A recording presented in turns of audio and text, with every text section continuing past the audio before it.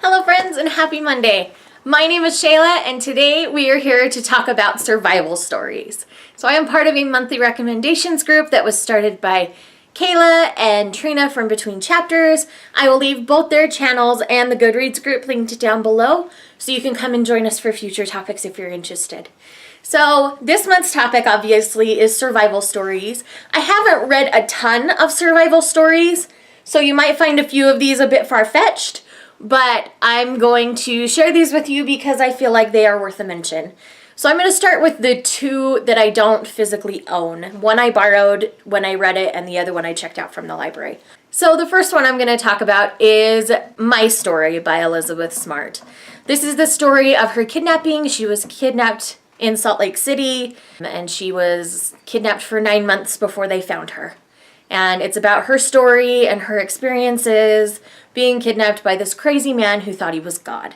And it's a really, really interesting story. It is very hard to read at times, but it is really interesting to me. I enjoyed the read, but it's not one I would read over and over and over again because it is a very tough read. The second book that I don't physically own is I Am Malala. I read this at the beginning of this year. This is the girl who stood up for education for women and got shot, and it's about her life and her story and how she survived that incident and has been able to go on and help so many other people. It's not a huge survival story, but I do think it's important to survive whatever you need to stand up for the things you believe in, which is why I decided to mention it in this video. All right, all of the next ones I actually physically own.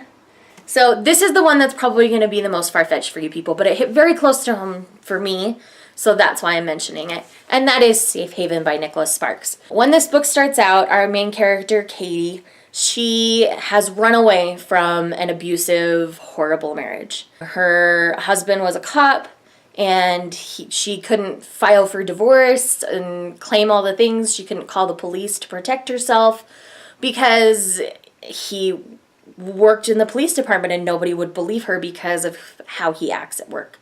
So she runs away. Tries to, she dyes her hair, she cuts it shorter, and she runs away to the middle of nowhere to try and start a new life for herself. And it's about how she deals with the fact that he might come after her and how she lives her life from there. I really enjoyed this story. It does have an adorable romance written throughout it that, involves, a man with children and things like that. And so it was a really good read for me. I really enjoyed it. I think more people need to give this book a chance. The movie's okay. The book is much better.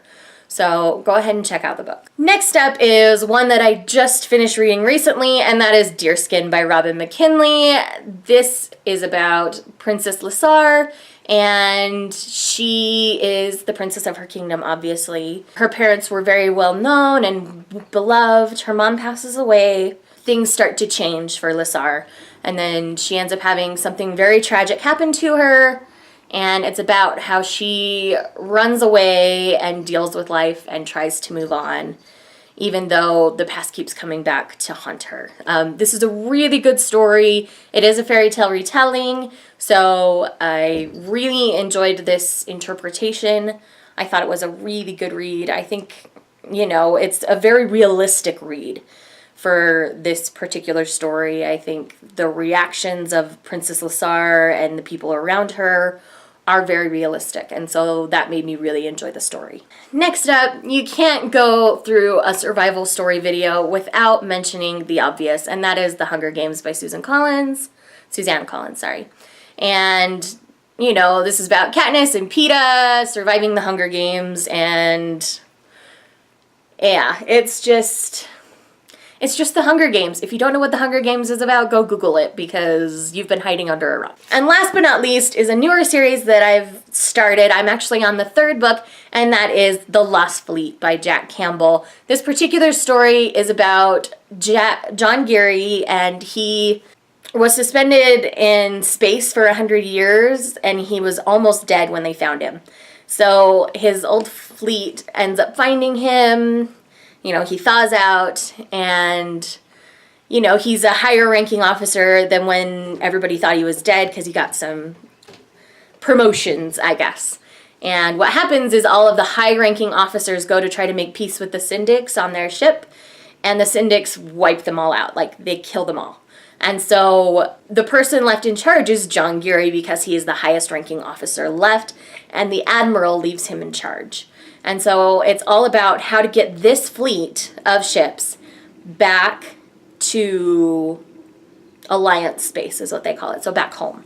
And everything that they run into is really interesting. This is a really interesting story about people and how they react to things.